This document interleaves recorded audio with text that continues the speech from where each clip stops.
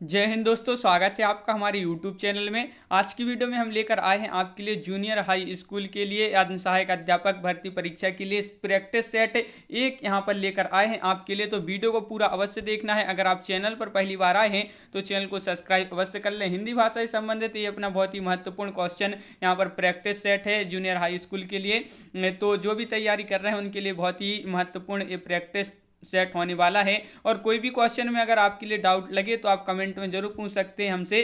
तो यहाँ पर स्टार्ट करते हैं, और उससे पहले सभी लोग एक बार वीडियो को लाइक कर लें, और अगर आप चैनल पर पहली बार आए हैं तो चैनल को सब्सक्राइब कर लें, बेल आइकन दबाएं, ऑल पर क्लिक करें ताकि ऑल वीडियो की जानकारी सबसे पहले आपके यहाँ तक पहुंचे। ज़्यादा से ज़्यादा वीडियो को शेयर करें और वीडियो को लाइक करना ना भूलें। आपके लिए ये जरूर बताना है कि आपसे यहाँ पर कितने क्वेश्चन सही बने हैं, कमेंट में आप जरूर बताएंगे। और यह भी बताएं कि कैसा ये प्रैक्टिस सेट आपके लिए लगा है। आज का अपने यहाँ पर फर्स्ट क्वेश्चन पूछा गया है, निबंध को गद्य की कसौटी किसने माना है? सरदार पूर्ण सिंह, रामचंद्र शुक्ल, जयशंकर प्रसाद या पंत। ये आपके यहाँ पर चार विकल्प दिए गए हैं। तो देखिए, निबंध को गद्य की कसौटी किसने माना है, तो आपका यहाँ पर जो सही आंसर है वह क्या है? तो आपका यहाँ पर सही आंसर होगा आचार्य रामचंद्र शुक्ल। आपका यहाँ पर सही आंसर होगा। आचार्य रामचंद्र शुक्ल जी ने निबंध को गद्य की कसौटी माना है। क्वेश्चन नंबर 2 क्या पूछा गया है? तो यहाँ पर टॉप आपके 100 क्वेश्चन है ये, तो यहाँ पर देख लेते हैं। अगला क्वेश्चन है, निम्नलिखित में से किसे ललित निबंधकार के रूप में जाना जाता है? आचार्य रामचंद्र शुक्ल, हजारी प्रसाद द्विवेदी, निराला या हरिशंकर परसाई। तो क्वेश्चन नंबर 2 का आपका जो सही आंसर होगा यहाँ पर वह है आपका यहाँ पर क्वेश्चन नंबर 2 का विकल्प नंबर बी, यानी कि हजारी प्रसाद द्विवेदी आपका राइट आंसर होगा। क्वेश्चन नंबर 3 आपसे यहाँ पर पूछा गया है, लोग हैं लागी कवित्त बनावत, मोही तो मेरे कवित्त बनावत। यह काव्य पंक्ति किस कवि द्वारा रचित है? तो किस कवि द्वारा ये रचित है ये आपके लिए बताना है। तो आपका यहाँ पर क्या होगा राइट आंसर? केशवदास, नंददास, मतीराम या घनानंद। तो आपका क्वेश्चन नंबर 3 का विकल्प नंबर डी राइट आंसर है, घनानंद आपका सही आंसर होगा। क्वेश्चन नंबर 4 पूछा गया है, आचार्य रामचंद्र शुक्ल के निबंध संग्रह चिंतामणि के अब तक कितने भाग प्रकाशित हुए हैं? 1, 2, 3 या 4। तो इसके जो है कितने भाग प्रकाशित हुए हैं चिंतामणि के? तो क्वेश्चन नंबर 4 का आपका विकल्प नंबर डी राइट आंसर है, यानी कि 4 भाग प्रकाशित हुए। जंक्शन कहानी के लेखक कौन है? मुक्तिबोध, अज्ञे, दूधनाथ सिंह या यशपाल। तो जो जंक्शन कहानी है और इसके जो लेखक हैं वह कौन है? तो आपका यहाँ पर सही आंसर होगा, क्या होगा राइट आंसर? क्वेश्चन नंबर 5 का विकल्प नंबर 1, यानी कि मुक्तिबोध आपका यहाँ पर सही आंसर है। मुक्तिबोध जिन्होंने बताया है उनका सही आंसर होगा। क्वेश्चन नंबर 6 आपसे यहाँ पर पूछा है कि हिंदी का क्या पूछा है? हिंदी का पहला रेडियो नाटक माना जाता है। तो हिंदी का पहला रेडियो नाटक माना जाता है सीमा रेखा या राधा कृष्ण, सेठ बांकीलाल या युग संधि। तो आपका यहाँ पर सही आंसर क्या है? क्वेश्चन नंबर 6 का रेडियो नाटक पहला माना जाता है, तो 6 का बी राइट आंसर है, यानी कि राधा कृष्ण आपका यहाँ पर सही आंसर है। क्वेश्चन नंबर 7 आपसे यहाँ पर पूछा गया है कि रक्षाबंधन कहानी के लेखक हैं। तो रक्षाबंधन कहानी के लेखक कौन है? तो क्वेश्चन नंबर 7 का आपका राइट आंसर क्या है? रक्षाबंधन कहानी के लेखक कौन है? तो 7 का आपका सही आंसर होगा विकल्प नंबर आपका यहाँ पर सी, यानी कि विशंभर नाथ शर्मा कौशिक आपका सही आंसर है विकल्प नंबर सी। क्वेश्चन नंबर 8 आपसे यहाँ पर पूछा है, निम्नलिखित आत्मकथा और उनके लेखकों में से कौन सा युग्म सही है? कौन सा युग्म सही है? सही पूछा है आपसे यहाँ पर, तो सही में आपका कौन सा हो जाएगा? तो क्वेश्चन नंबर 8 का आपका जो सही आंसर है वह है आपका यहाँ पर राइट आंसर 8 का विकल्प नंबर सी, यानी कि टुकड़े टुकड़े दास्तान अमृतलाल नागर। ये युग्म आपका कैसा है? सही है, ये आपका राइट आंसर होगा। आवारा मसीहा इनमें से किस साहित्यकार की जीवनी है? रविंद्रनाथ ठाकुर, बंकिम चंद्र चटर्जी, शरत चंद्र चटर्जी या नागार्जुन। तो आवारा मसीहा ये आपका बहुत ही महत्वपूर्ण क्वेश्चन पूछा गया है। तो किससे साहित्यकार की जीवनी है? तो 9 का आपका राइट आंसर है विकल्प नंबर सी, यानी कि शरत चंद्र चटर्जी आपका यहाँ पर सही आंसर है। क्वेश्चन नंबर आपका यहाँ पर 10 क्या पूछा गया है, तो क्वेश्चन नंबर 10 आपसे यहाँ पर पूछा गया है, देख लेते हैं। जूठन किस लेखक की आत्मकथा है, ये आपके लिए यहाँ पर बताना है। क्वेश्चन नंबर 10 का सही आंसर क्या होगा, जूठन किस लेखक की आत्मकथात्मक कृति है, तो किस लेखक की है, तो आपका यहाँ पर क्वेश्चन नंबर 10 का राइट आंसर बताना है। तो आपका यहाँ पर सही आंसर होगा ओम प्रकाश वाल्मीकि। विकल्प नंबर 1 आपका यहाँ पर सही आंसर है। क्वेश्चन नंबर 11 क्या पूछा गया है कि आनंद कादम्बिनी का प्रकाशन कहाँ से होता था, कोलकाता से, कानपुर से, प्रयागराज से या मिर्जापुर से। तो क्वेश्चन नंबर 11 का आपका जो सही आंसर है, आनंद कादम्बिनी का जो प्रकाशन होता था तो कहाँ से होता था, तो 11 का आपका राइट आंसर विकल्प नंबर डी मिर्जापुर आपका सही आंसर होगा। अगला क्वेश्चन पूछा है, खड़ी बोली का पहला प्रयोग किसके द्वारा किया गया, बलदेव या लल्लूलाल या जॉन गिलक्रास्ट या सुनीति कुमार चटर्जी। तो क्वेश्चन नंबर 12 का आपका जो सही आंसर है वह है आपका लल्लूलाल। विकल्प नंबर आपका बी यहाँ पर सही आंसर है। कवित्त रत्नाकर किस भाषा में रचित थे, कवित्त रत्नाकर जो है किस भाषा में रचित थे, ब्रजभाषा, अवधी भाषा, खड़ी बोली या राजस्थानी भाषा। तो क्वेश्चन नंबर 13 का आपका जो सही आंसर है वह आपका यहाँ पर क्या है, राइट आंसर 13 का राइट आंसर है विकल्प नंबर 1 यानी कि ब्रजभाषा आपका यहाँ पर सही आंसर होगा। क्वेश्चन नंबर 14 आपसे यहाँ पर पूछा गया है, आचार्य रामचंद्र शुक्ल हिंदी की प्रथम कहानी किसे मानती हैं, कौन आचार्य रामचंद्र शुक्ल जी हिंदी की प्रथम कहानी मानते हैं, 11 वर्ष का समय, इंदुमती या दुलाईवाली या गुलबहार। तो क्वेश्चन नंबर 14 का सही आंसर आपका यहाँ पर है इंदुमती, यानी कि विकल्प नंबर बी आपका यहाँ पर सही आंसर है, इंदुमती आपका राइट आंसर है। क्वेश्चन नंबर 15 क्या पूछा गया है, तो क्वेश्चन नंबर 15 पूछा गया है, निम्नांकित उपन्यासों का कालक्रमानुसार सही विकल्प चिन्हित कीजिए। तो यहाँ पर कालक्रमानुसार यहाँ पर आपके लिए चिन्हित करना है, प्रेमाश्रम, कर्मभूमि, गोदान, गबन, या गबन, गोदान, प्रेमाश्रम या कर्मभूमि, प्रेमाश्रम, गबन, कर्मभूमि, गोदान या कर्मभूमि, प्रेमाश्रम, गबन या गोदान। इस प्रकार आपके ये 4 विकल्प दिए गए हैं। तो क्वेश्चन नंबर 15 का राइट आंसर विकल्प नंबर सी आपका यहाँ पर सही आंसर है, प्रेमाश्रम, गबन, कर्मभूमि और गोदान, ये आपका यहाँ पर सही आंसर होगा। दैनिक हिंदुस्तान का जो प्रकाशन होता था ये कहाँ से होता था, दैनिक हिंदुस्तान का प्रकाशन मालवीय जी के संपादन में होता था। तो कहाँ से होता था, इलाहाबाद से, वाराणसी से, प्रतापगढ़ से या पटना से। तो क्वेश्चन नंबर 16 का सही आंसर आपका यहाँ पर प्रतापगढ़, विकल्प नंबर सी आपका राइट आंसर यहाँ पर है। क्वेश्चन नंबर 17 आपसे पूछा, निम्नलिखित में से एक तथ्य गलत है, वह कौन सा है। तो कर्मवीर पत्र के संपादक माखनलाल चतुर्वेदी थे, आजकल दिल्ली से प्रकाशित होने वाली पत्रिका है, और दिनमान की प्रथम संपादक रघुवीर सहाय थे, पहल पत्रिका जबलपुर से प्रकाशित होती है। ये कथन असत्य है, यानी कि गलत कथन है, वह कौन सा है, तो 17 का विकल्प नंबर सी, दिनमान के प्रथम संपादक रघुवीर सहाय थे, ये कथन आपका गलत है।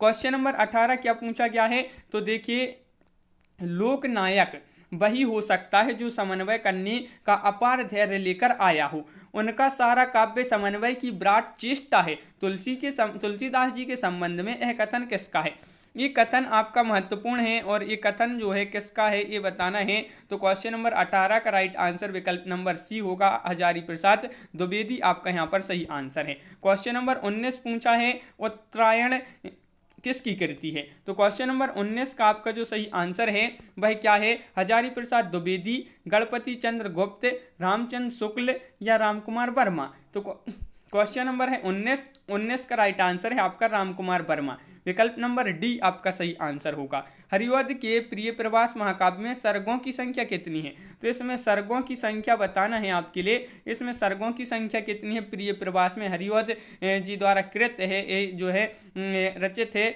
और इसमें जो सर्गों की संख्या है वह कितनी है, तो 20 का राइट आंसर आपका विकल्प नंबर 1 राइट आंसर है, यानी कि 17 आपका सही आंसर होगा। क्वेश्चन नंबर 21 पूछा, निराला की कविता राम की शक्ति पूजा पर किस रचना का सर्वाधिक प्रभाव है। तो वह कौन सी रचना है जिसका इस पर सर्वाधिक प्रभाव है, वाल्मीकि रामायण का या कृत्तिवास रामायण का या रामचरितमानस का या विष्णु पुराण का। तो क्वेश्चन नंबर 21 का राइट आंसर आपका होगा कृत्तिवास रामायण, आपका विकल्प नंबर बी राइट आंसर है। समीक्षात्मक कृति आलोचना का पक्ष के लेखक कौन है? आलोचना का पक्ष ये समीक्षात्मक कृति है और इसके जो लेखक हैं रमेश कुंतल मेघ हैं या धर्मवीर भारती हैं या रमेश चंद्र शाह हैं या नंदकिशोर आचार्य हैं। तो आपका यहाँ पर 22 का राइट आंसर विकल्प नंबर सी यानी कि रमेश चंद्र शाह आपका सही आंसर होगा। क्वेश्चन नंबर 23 आपसे यहाँ पर पूछा गया है कि हिंदी साहित्य का आधा इतिहास निम्नलिखित में से किसके द्वारा लिखा गया है? तो 23 का आपका जो सही आंसर है इंद्रनाथ मदान या सुमन राजे या श्याम सुंदर दास या ममता कालिया। तो हिंदी साहित्य का आधा इतिहास निम्न में से किसके द्वारा लिखा गया है? 23 का राइट आंसर विकल्प नंबर बी राइट आंसर है सुमन राजे, डॉक्टर सुमन राजे बी आपका सही आंसर होगा। अगला क्वेश्चन क्या पूछा है? माधव हमें परिणाम निराशा, माधव यहाँ पर माधव हमें परिणाम निराशा यह काव्य पंक्ति किस कवि की है? सुंदरदास, विद्यापति, सूरदास या रसखान। तो क्वेश्चन नंबर 24 का आपका जो सही आंसर है वह आपका यहाँ पर 24 का विकल्प नंबर बी यानी कि विद्यापति आपका यहाँ पर सही आंसर है। अगला क्वेश्चन है ऋतु वर्णन तो इनके जैसा और किसी श्रृंगारी कवि ने नहीं किया है। आचार्य रामचंद्र शुक्ल जी का यह कथन किस कवि के लिए है? तो ये क्वेश्चन आपका महत्वपूर्ण है। ये कथन किसका है? सबसे पहले तो ये याद रखना है ये कथन आपका रामचंद्र शुक्ल जी का है। ये कथन किसके लिए है? तो बिहारी के लिए, सेनापति के लिए, घनानंद या पद्माकर। तो आपका सही आंसर होगा 25 का विकल्प नंबर आपका यहाँ पर सी राइट आंसर है सेनापति। अगला क्वेश्चन क्या है देखिए, भूली कहत नव रस सुकवि सकल मूल श्रृंगार यह उक्ति किस आचार्य की है? ये उक्ति बताना है किसकी है? देव, चिंतामणि त्रिपाठी या सोमनाथ या कुलपति मिश्र। तो क्वेश्चन नंबर 26 का सही आंसर आपका विकल्प नंबर यहाँ पर एक राइट आंसर है, देव की ये उक्ति है। क्वेश्चन नंबर 27 पूछा गया है निम्नलिखित में से कौन सा उपन्यास कमलेश्वर का नहीं है? देखिए नहीं पूछा है आपसे, तो नहीं में आपका 27 का सही आंसर होगा। नहीं में विकल्प नंबर सी यानी कि चौपट आपका सही आंसर है, विकल्प नंबर सी राइट आंसर है। क्वेश्चन नंबर 28 आपसे यहाँ पर पूछा है नई कविता परंपरा का तिरस्कार है और नई कहानी परंपरा का विस्तार, ये कथन किसका है? ये कथन आपके लिए बताना है, महत्वपूर्ण कथन पूछा है आपसे यहाँ पर। और ये जो कथन है 28 का विकल्प नंबर बी राजेंद्र यादव आपका यहाँ पर सही आंसर होगा। राजेंद्र यादव आपका राइट आंसर है। अगला क्वेश्चन क्या पूछा है? तो देखिए तुलसी गंग दो भये सुखबन के सरदार उक्ति के रचनाकार कौन है? भिखारी दास हैं, केशव दास हैं, रहीम हैं या गंग कवि हैं। तो 29 का आपका जो सही आंसर है 29 का राइट आंसर आपका विकल्प नंबर एक राइट आंसर है भिखारी दास। भिखारी दास आपका यहाँ पर सही आंसर होगा। अगला क्वेश्चन है जमुन जल तुम काव्य की रचनाकार कौन है? ये काव्य की रचनाकार आपके लिए बताना है भवानी प्रसाद मिश्र, धूमिल या शिव मंगल सिंह या केदारनाथ अग्रवाल। तो क्वेश्चन नंबर 30 का सही आंसर आपका यहाँ पर जो होगा वह क्या होगा? राइट आंसर 30 का केदारनाथ अग्रवाल, विकल्प नंबर डी आपका यहाँ पर सही आंसर है।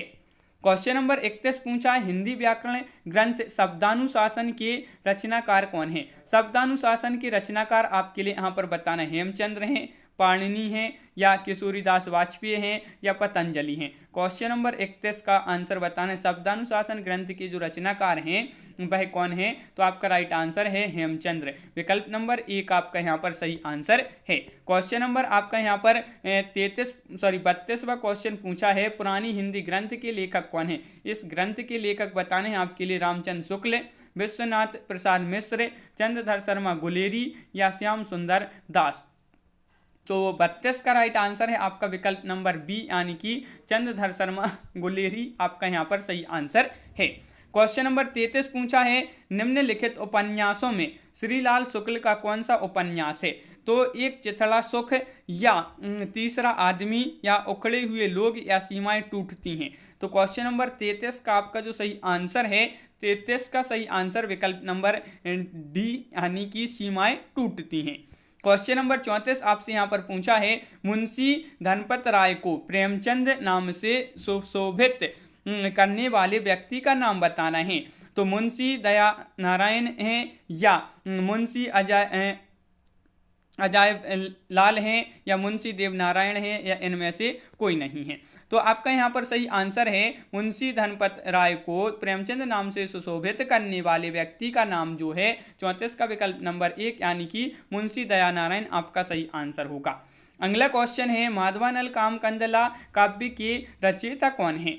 आलम हैं, ठाकुर हैं, बोधा हैं या गंग हैं। तो क्वेश्चन नंबर 35 का सही आंसर आपका यहाँ पर जो राइट आंसर है वह विकल्प नंबर आपका यहाँ पर 1 राइट आंसर है आलम। अगला क्वेश्चन क्या है? स्वयंभू की कृति का नाम है। स्वयंभू की कृति का पद्म पुराण नाम है या महापुराण या पाहुड़ दोहा या पयुमचर्यू। तो क्वेश्चन नंबर 36 का सही आंसर है आपका स्वयंभू की कृति का नाम क्या है? तो 36 का डी राइट आंसर है पयुमचर्यू। पयुमचर्यू आपका सही आंसर है। सिद्ध साहित्य किसकी रचना है?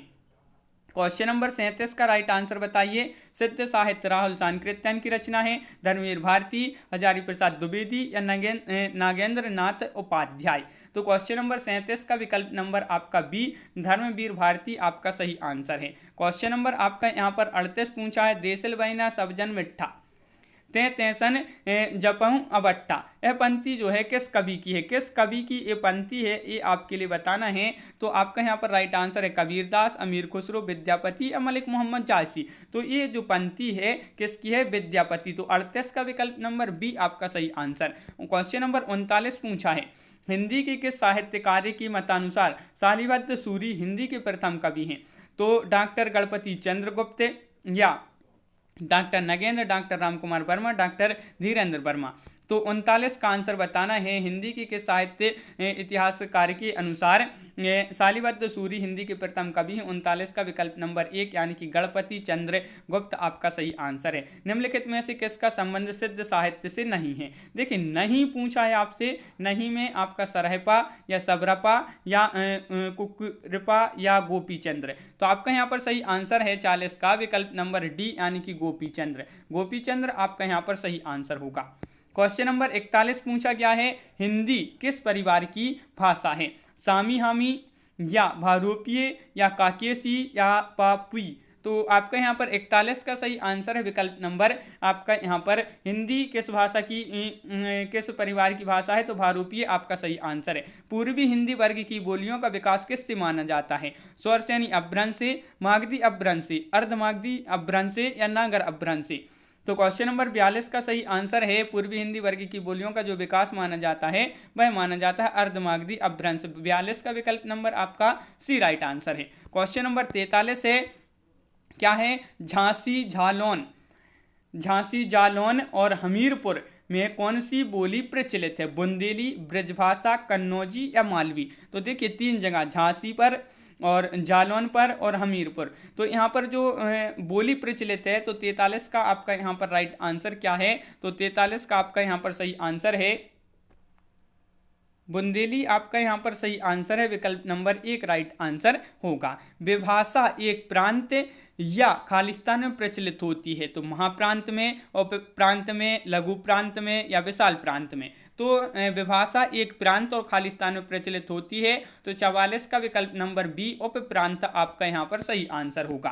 कार्यालय हिंदी की भाषा कैसी होनी चाहिए? तो यहाँ पर आपके लिए बताना है।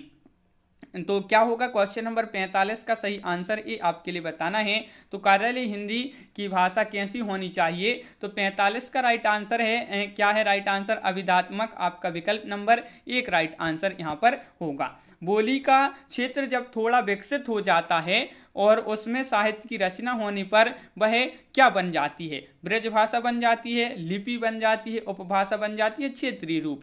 तो आपका यहाँ पर 46 का जो राइट आंसर है वह आपका विकल्प नंबर यहाँ पर बी यानी कि उपभाषा बन जाती है। अगला क्वेश्चन है गाजीपुर में बोली जाने वाली प्रमुख बोली कौन सी है? तो देखिए गाजीपुर जो है, गाजीपुर इस यहाँ पर प्रमुख रूप से जो बोली जाने वाली बोली है वह कौन सी है? अवधी है, खड़ी बोली है, भोजपुरी है, बघेली है। तो आपका 47 का राइट आंसर बी होगा यहाँ पर राइट आंसर यानी कि भोजपुरी। क्वेश्चन नंबर 48 पूछा है टकसाली भाषा कहती हैं संस्कृत निष्ठ भाषा को, ग्रामीण भाषा को, परिनिष्ठित भाषा को या कृत्रिम भाषा को। तो टकसाली भाषा कहते हैं 48 का बी राइट आंसर, 48 का सी राइट आंसर है परिनिष्ठित भाषा को। विकल्प नंबर सी आपका सही आंसर होगा। क्वेश्चन नंबर 49 है ध्रुपद गायन का संबंध किस भाषा से है? तो 49 का आपका सही आंसर होगा कि ध्रुपद गायन का जो संबंध है किस भाषा से है, ब्रजभाषा, राजस्थानी, अवधी या खड़ी बोली। तो आपका यहाँ पर जो सही आंसर है वह है आपका यहाँ पर क्वेश्चन नंबर 49 का विकल्प नंबर आपका यहाँ पर 1 यानी कि ब्रजभाषा आपका राइट आंसर होगा। क्वेश्चन नंबर 50 आपसे पूछा है क्या है, बिहारी हिंदी की बोली का नाम है। तो बिहारी हिंदी की बोली का नाम है मगही, छत्तीसगढ़ी, बघेली या बुंदेली। तो आपका यहाँ पर 50 का जो सही आंसर है बिहारी हिंदी की बोली का नाम क्या है, 50 का विकल्प नंबर 1 मगही आपका यहाँ पर सही आंसर होगा। क्वेश्चन नंबर यहाँ पर 51 पूछा गया है, अष्टचाप की स्थापना किसने की थी, विट्ठलनाथ ने या वल्लभाचार्य ने, सूरदास ने या रामानंद ने। तो 51 का आपका जो सही आंसर है वह है आपका विकल्प नंबर 1 यानी कि विट्ठलनाथ। विट्ठलनाथ आपका यहाँ पर सही आंसर है विकल्प नंबर 1। क्वेश्चन नंबर आपका यहाँ पर 52 पूछा है, सखी संप्रदाय के संस्थापक हैं तो कौन है, हित हरिवंश, वल्लभाचार्य, स्वामी हरिदास या मध्वाचार्य। तो आपका 52 का जो राइट आंसर है वह आपका यहाँ पर 52 का विकल्प नंबर आपका क्या होगा राइट आंसर, तो सी राइट आंसर है स्वामी हरिदास। सखी संप्रदाय के संस्थापक स्वामी हरिदास आपका सही आंसर होगा। क्वेश्चन नंबर 53 पूछा है, गोस्वामी तुलसीदास की अंतिम रचना कौन सी है। तुलसीदास जी की अंतिम रचना बताना है यहाँ पर। तो आपका यहाँ पर 53 का जो राइट आंसर है विनय पत्रिका, कवितावली, दोहावली या हनुमान वाहुक। तो आपका यहाँ पर सही आंसर है 53 का विकल्प नंबर डी यानी कि हनुमान वाहुक आपका सही आंसर है। वीडियो को सभी लोग एक बार लाइक अवश्य कर लें, जिन्होंने अभी तक वीडियो को लाइक नहीं किया है तो एक बार सभी लोग जल्दी से वीडियो को लाइक अवश्य कर लें। क्वेश्चन नंबर अपना 54 पूछा है, मेरगावती किसकी रचना है, उस्मान की है, मंझन, कुतुबन या जायसी। तो क्वेश्चन नंबर 54 का आपका जो सही आंसर है वह है आपका यहाँ पर 54 का विकल्प नंबर आपका बी यानी कि कुतुबन आपका सही आंसर है। क्वेश्चन नंबर आपका 55 पूछा गया है, निम्नलिखित में से कौन रीति मुक्त कवि नहीं है। रीति मुक्त कवि नहीं है ये आपके लिए यहाँ पर बताना है। तो रीति मुक्त बोधा, पद्माकर, ठाकुर या आलम। तो ये आपके यहाँ पर 4 विकल्प दिए गए हैं। क्वेश्चन नंबर 55 का सही आंसर बताना है तो पद्माकर आपका विकल्प नंबर सी राइट आंसर होगा, रीति मुक्त कवि नहीं है। अगला क्वेश्चन है, निम्न में दीर्घ स्वर कौन सा नहीं है। देखिए आपसे यहाँ पर दीर्घ स्वर नहीं पूछा है कि नहीं कौन सा नहीं है। तो देखिए यहाँ पर बड़ा आ, बड़ा ई या बड़ा ऊ, ये तो आपके क्या है, ये आपके पूरे दीर्घ स्वर हैं। नहीं में आपका छोटा ऊ आपका जो है यहाँ पर सही आंसर, ये दीर्घ स्वर नहीं है। हिंदी में कितने वचन होते हैं। क्वेश्चन नंबर आपका 57 पूछा गया है। 57 का सही आंसर बताना है 2, 4, 3, 5। तो आपका यहाँ पर हिंदी में बताना हिंदी में कितने वचन होते हैं। तो 57 का विकल्प नंबर आपका 1 राइट आंसर है, 2 वचन होते हैं। कितने वचन होते हैं, 2 वचन होते हैं। क्वेश्चन नंबर आपका यहाँ पर 58 पूछा है, हिंदी साहित्य का इतिहास सर्वप्रथम किस भाषा में लिखा गया। ये क्वेश्चन बहुत ही महत्वपूर्ण है और सरल क्वेश्चन भी है। तो बताइए अंग्रेजी या हिंदी, फ्रेंच या जर्मन। तो आपका यहाँ पर सही आंसर है कि हिंदी साहित्य का इतिहास सर्वप्रथम जो लिखा गया था वह फ्रेंच भाषा में लिखा गया था, यानी कि 58 का विकल्प नंबर सी आपका यहाँ पर सही आंसर होगा। अगला क्वेश्चन क्या पूछा गया है तो देखिए, पंडव साल सत्य बखायड़ देही बुद्ध वसंत न जायड़, इस काव्य पंथी के रचनाकार कौन है। सरहपा है या कंडपा है, सबरिपा है या नागार्जुन है। तो 59 का आपका जो सही आंसर है विकल्प नंबर 1 सरहपा आपका यहाँ पर सही आंसर होगा। उत्पत्ति के आधार पर शब्द की कितनी भेद होती हैं, 3, 5, 4 या 7। क्वेश्चन नंबर 60 का सही आंसर बताना है, उत्पत्ति के आधार पर जो शब्द के भेद होते हैं वह कितने होते हैं। तो 60 का आपका विकल्प नंबर बी राइट आंसर है, 4 भेद होते हैं। 4 भेद आपका विकल्प नंबर बी राइट आंसर है। क्वेश्चन नंबर 61 आपसे पूछा गया है, यहाँ पर क्या पूछा गया है तो देख लेते हैं कि निम्नलिखित शब्दों में वर्तनी की दृष्टि से कौन सा शब्द अशुद्ध है। अशुद्ध शब्द बताना है। देखिए अशुद्ध शब्द में आपका 61 का सही आंसर क्या होगा, अशुद्ध शब्द बताना है आपके लिए कौन सा है अशुद्ध शब्द। तो आपका विकल्प नंबर बी निरपराध आपका सही आंसर होगा। विकल्प नंबर बी आपका यहाँ पर राइट आंसर है। क्वेश्चन नंबर आपका यहाँ पर 62 पूछा गया है। क्या पूछा गया है कि मैथिली हिंदी में रचित गद्य की पहली पुस्तक है। मैथिली हिंदी में रचित गद्य की पहली पुस्तक है उक्ति व्यक्ति प्रकरण, राउलबेल, वर्ण रत्नाकर या बसंत विलास। तो क्वेश्चन नंबर 62 का आपका जो सही आंसर है वह आपका विकल्प नंबर बी यानी कि वर्ण रत्नाकर। वर्ण रत्नाकर आपका सही आंसर है। निम्न में से संज्ञा शब्द है तो कौन सा है, आप है, आकाश, चलना या लंबा। तो क्वेश्चन नंबर 63 का आंसर बताना है तो संज्ञा शब्द कौन सा है? 63 का आपका विकल्प नंबर सी आकाश आपका सही आंसर होगा। आकाश राइट आंसर है, बिल्कुल सही। समास के पदों को अलग करने को क्या कहा जाता है? बहुत ही सरल क्वेश्चन है। समास के पदों को अलग करने के लिए करने को क्या कहा जाता है? विच्छेद कहा जाता है, बदलाव, विग्रह या विभक्ति। तो आपका सही आंसर होगा 64 का विकल्प नंबर सी यानी कि विग्रह। समास का पदों को अलग करने विग्रह कहलाता है, तो विकल्प नंबर सी राइट आंसर है। प्रत्यंग किस समास का उदाहरण है? तो ये आपके लिए क्वेश्चन नंबर 65 दिया गया है। 4 विकल्प भी आपके यहाँ पर दिए गए हैं, 65 का आंसर बताना है।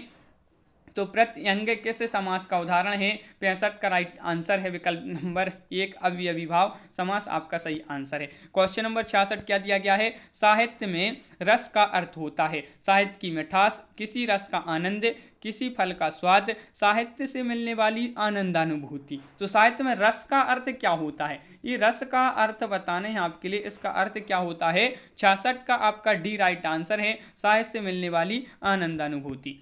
अगला क्वेश्चन है, काव्य की शोभा बढ़ाने वाले धर्मों को अलंकार कहते हैं। इस उक्ति में प्रयुक्त धर्म पद, धर्म शब्द का क्या अर्थ है? धर्म ये शब्द आपका दिया गया है यहाँ पर, ये शब्द धर्म, इसका अर्थ क्या है ये आपके लिए बताना है। मजहब, गुण, सत्कर्म या कर्तव्य। तो क्वेश्चन नंबर 67 का आपका विकल्प नंबर बी राइट आंसर है, गुण आपका राइट आंसर होगा। क्वेश्चन नंबर 68 पूछा है, इनमें से कौन संधि का गुण है? संधि निरर्थक अक्षरों को मिलाकर सार्थक शब्द बनाती है। संधि में समास होता है। संधि का अर्थ है अलगाव। संधि दो पदों का योग होता है, इनमें से कोई नहीं। तो ये आपके 5 विकल्प दिए गए हैं। क्वेश्चन नंबर 68 का सही आंसर बताना है। तो विकल्प नंबर आपका यहाँ पर ई जो है, ई राइट आंसर है, इनमें से कोई नहीं आपका सही आंसर होगा। जो शब्द संस्कृत भाषा से उत्पन्न या विकसित हुए हैं क्या कहलाते हैं? तत्सम, तद्भव या अर्ध तत्सम या देशज। तो ये आपके 4 विकल्प हैं। क्वेश्चन नंबर है आपका यहाँ पर 69वां क्वेश्चन पूछा गया है। 69 का राइट आंसर है आपका विकल्प नंबर 1। ये तत्सम शब्द कहलाते हैं। क्या कहलाते? जो शब्द जो संस्कृत भाषा से उत्पन्न या विकसित हुए हैं तो वह तत्सम कहलाते हैं। वाक्य विचार के अंतर्गत क्या अध्ययन किया जाता है? शब्द कोश का, वाक्यों का, वर्णों का, ए और बी दोनों का। तो आपके लिए बताना है कि वाक्य विचार के अंतर्गत क्या अध्ययन किया जाता है। तो 70 का राइट आंसर है विकल्प नंबर सी यानी कि वाक्यों का। अश्व का पर्यायवाची नहीं है। देखिए नहीं पूछा है आपसे, अश्व का पर्यायवाची नहीं है। तो क्वेश्चन नंबर 71 71 का राइट आंसर होगा तरंग। तरंग आपका यहाँ पर सही आंसर है। छंद के कितने भेद हैं ये आपके लिए बताना है। क्वेश्चन नंबर 72 का राइट आंसर, छंद के कितने भेद हैं? 4, 5, 8, 9। तो आपका यहाँ पर सही आंसर है 72 का राइट आंसर क्या होगा ये आपके लिए बताना है। तो 72 का आपका सही आंसर है 4, विकल्प नंबर आपका ए राइट आंसर है। कौन सा शब्द अनीक का पर्यायवाची है? अनीक का पर्यायवाची, अनीक इस प्रकार आपका अनीक लिखा है, इसका पर्यायवाची बताना है। तो अनीक का जो पर्यायवाची है वह है आपका 73 का राइट आंसर, विकल्प नंबर बी यानी कि सेना। सेना आपका यहाँ पर सही आंसर होगा। दो वर्णों की मेल से होने वाले विकार या परिवर्तन को क्या कहते हैं? बहुत ही सरल क्वेश्चन, संधि, उपसर्ग, समास या प्रत्यय। तो क्वेश्चन नंबर 74 74वां क्वेश्चन आपसे यहाँ पर पूछा गया है, विकल्प नंबर 1 राइट आंसर है। दो वर्णों की मेल से होने वाले विकार या परिवर्तन को संधि कहते हैं, विकल्प नंबर 1 राइट आंसर। निम्नलिखित में से कौन सा शब्द की वर्तनी शुद्ध है? वह शब्द बता दीजिए आप यहाँ पर कि वह कौन सा शब्द है जिसकी वर्तनी कैसी है? शुद्ध वर्तनी है। शुद्ध वर्तनी बताना है यहाँ पर कौन सी है। तो 75 75 का सही आंसर विकल्प नंबर वागर्थ। वागर्थ आपका विकल्प नंबर 1 राइट आंसर है। भाषा में शब्द और अर्थ की दृष्टि से सौंदर्य उत्पन्न करता है, रस करता है, गुण, अलंकार या छंद। तो भाषा में शब्द और अर्थ की दृष्टि से सौंदर्य उत्पन्न करता है। तो से आपका यहाँ पर जो क्वेश्चन नंबर 76 है बी राइट आंसर है, अलंकार आपका सही आंसर होगा। अगला क्वेश्चन है, अध का विलोम है पूर्ण, रति, समाप्त, खत्म। तो क्वेश्चन नंबर आपका 77 है, 77 का सही आंसर है, विकल्प नंबर आपका 1 यानी कि अध का विलोम होगा, क्या होगा? पूर्ण। पूर्ण आपका यहाँ पर सही आंसर है। क्वेश्चन नंबर 78, निम्न में से सर्वनाम शब्द है। सर्वनाम शब्द बताना है, पढ़ना, वह, घर, गहरा।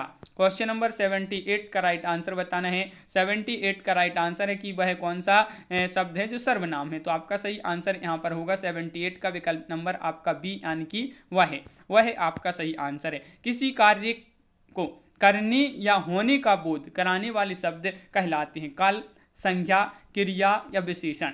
क्वेश्चन नंबर है आपका यहाँ पर 79 और 79 का सही आंसर विकल्प नंबर सी यानी कि क्रिया राइट आंसर आपका होगा। छंद शास्त्र के प्रणेता आचार्य माने जाते हैं पतंजलि, पिंगल, पाणिनि या मनु। तो क्वेश्चन नंबर 80 है, बहुत ही महत्वपूर्ण क्वेश्चन है। सभी लोग वीडियो को एक बार लाइक कर लें जिन्होंने अभी तक यहाँ पर लाइक नहीं किया है। इसी तरह के बहुत सारे वीडियो आने वाले हैं तो आप चैनल को सब्सक्राइब भी अवश्य कर लें। 80 का राइट आंसर विकल्प नंबर बी यानी कि पिंगल।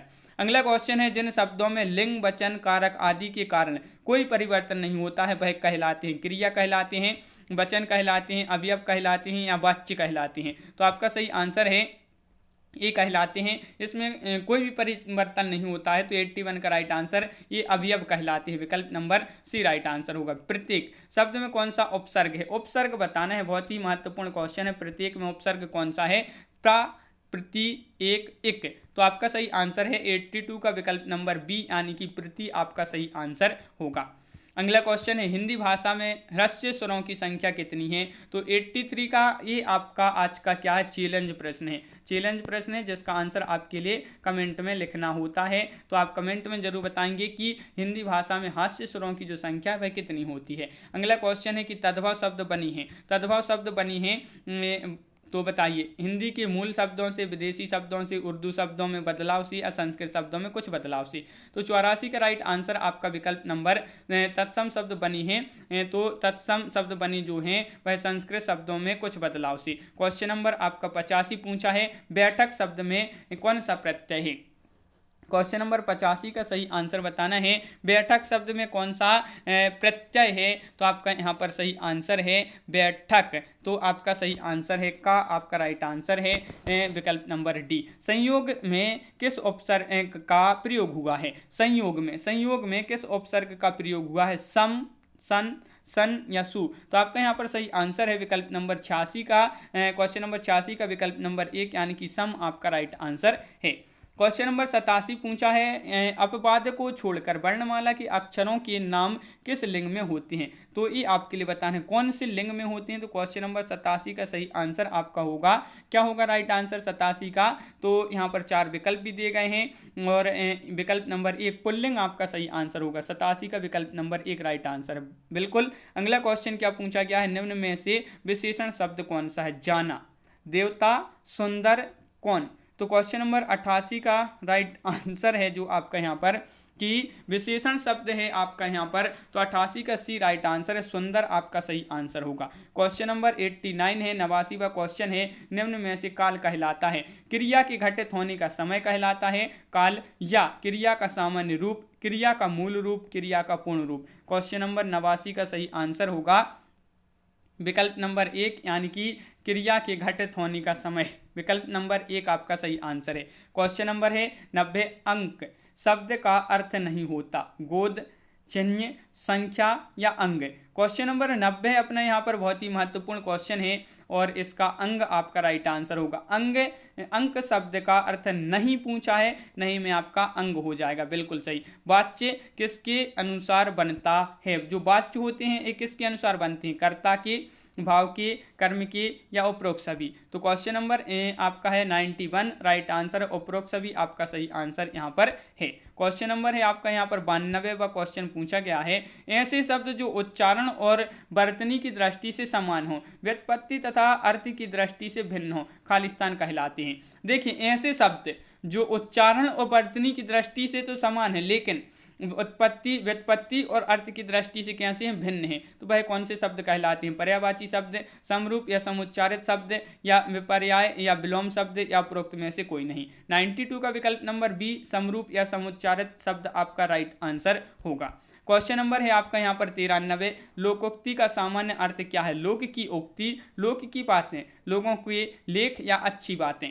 तो 93 का आपका जो सही आंसर है क्वेश्चन नंबर 93 का विकल्प नंबर 1 लोक की उक्ति जो है इसका सामान्य अर्थ होता है लोकोक्ति का। अगला क्वेश्चन है, आचार्य किशोरीदास वाजपेयी के मत से हिंदी में कितने कारक हैं, कारक बताना है आपके लिए यहाँ पर। किसके अनुसार, आचार्य किशोरीदास वाजपेयी की मत से हिंदी में कितने कारक होते हैं, 6, 7, 8, 5। ये आपके 4 विकल्प हैं। 94 का सही आंसर विकल्प नंबर 1 यानी कि 6 आपका राइट आंसर होगा। 6 जिन्होंने बताया है उनका यहाँ पर सही आंसर है। अगला क्वेश्चन है अनेकार्थी शब्द अब्ज के गलत विकल्प का चयन कीजिए। तो यहाँ पर गलत विकल्प का चयन कीजिए, तो यहाँ पर आपका राइट आंसर क्या होगा 95 का। बताइए, यहाँ पर क्वेश्चन नंबर 95 है और इसका जो सही आंसर है मेघ। मेघ आपका राइट आंसर, यहाँ पर विकल्प नंबर सी राइट आंसर है। यहाँ पर क्या दिया गया है कि देखिए दिए गए गद्यांशों को ध्यानपूर्वक पढ़िए और उनसे संबंधित प्रश्न यहाँ पर नीचे दिए गए हैं, तो विकल्प में से आपके लिए चुनना है। तो यहाँ पर अपन गद्यांश देख लेते हैं, गद्यांश क्या है। तो देखिए यहाँ पर पंक्तियां दी गई हैं कुछ। निर्भय स्वागत करो मृत्यु का, मृत्यु है एक विश्राम स्थल, जीव जहां से फिर चलता है, धारण कर नवजीवन संबल। मृत्यु एक सरिता है जिसमें श्रम से कातर जीव नहाकर, यहाँ पर फिर आगे दिया है क्या है, फिर नूतन धारण करता है काया रूपी वस्त्र बहाकर। सच्चा प्रेम वही करता है, सच्चा प्रेम वही है जिसकी तृप्ति आत्म बलि पर हो निर्भर। त्याग बिना निष्प्राण प्रेम है, करो प्रेम पर प्राण निछावर। ये आपकी यहाँ पर ये पंक्तियां दी गई हैं। अब देखिए इनसे संबंधित आपके यहाँ पर क्वेश्चन दिए गए हैं। क्या है आपके लिए पंक्ति में से जो है पंक्ति का अर्थ समझ के यहाँ पर क्वेश्चन के आंसर देने होते हैं। तो यहाँ पर आपका इन पंक्तियों से संबंधित क्वेश्चन है कि कवि ने मृत्यु के प्रति निर्भय बने रहने के लिए क्यों कहा है। तो ये आपके लिए यहाँ पर बताना है, मृत्यु के बाद मनुष्य अमर हो जाता है या मृत्यु के बाद मनुष्य फिर नया रूप लेकर कार्य करने लगता है, मृत्यु के बाद मनुष्य का पुनः जन्म नहीं होता है या मृत्यु के बाद कोई भय नहीं रहता है। तो ये इस प्रकार आपका यहाँ पर जो क्वेश्चन नंबर 96 है विकल्प नंबर बी आपका राइट आंसर। मृत्यु के बाद मनुष्य फिर नया रूप लेकर कार्य करने लगता है, तो ये बी आपका यहाँ पर राइट आंसर होगा। क्वेश्चन नंबर है आपका 97। कवि ने सच्चे प्रेम की क्या विशेषता बताई है और उसे कब निष्प्राण कहा गया है। ये आपका क्वेश्चन आपसे पूछा गया है कि कवि ने सच्चे प्रेम की क्या विशेषता बताई है और उसे कब जो है निष्प्राण कहा गया है। तो देखिए यहाँ पर 4 विकल्प दिए गए हैं। सच्चा प्रेम प्रेमी के बलिदान पर निर्भर करता है जिसमें प्राण होता है। सच्चा प्रेम नवीनता धारण कर निष्प्राण हो जाता है। सच्चा प्रेम वह प्रेम है, सच्चा प्रेम वह है जो आत्म बलिदान पर निर्भर हो तथा जिस प्रेम में त्याग नहीं होता है वह निष्प्राण होता है। अगला विकल्प आपका दिया गया है सच्चा प्रेम त्याग व आत्म बलिदान पर कभी कभी निर्भर होता है। तो इस प्रकार आपका 97 का विकल्प नंबर सी राइट आंसर होगा। देखिए आपका कवि ने सच्चे प्रेम की क्या विशेषता बताई है। तो यहाँ पर देखिए विकल्प नंबर सी राइट आंसर है। सच्चा प्रेम वह है जो आत्म बलिदान पर निर्भर हो तथा जिस प्रेम में त्याग नहीं होता वह निष्प्राण होता है। तो विकल्प नंबर सी आपका यहाँ पर राइट आंसर है। मृत्यु को विश्राम स्थल क्यों कहा गया है। तो क्वेश्चन नंबर 98 आपसे यहाँ पर पूछा गया है, मृत्यु को विश्राम स्थल क्यों कहा गया है। तो आपका यहाँ पर सही आंसर क्या होगा 98 का आपका सही आंसर आपके लिए बताना है, बहुत ही महत्वपूर्ण है।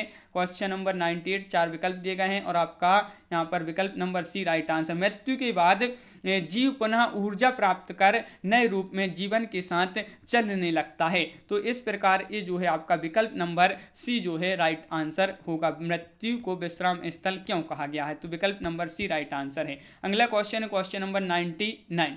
मृत्यु रूपी सरिता में नहाकर जीव में क्या परिवर्तन आता है।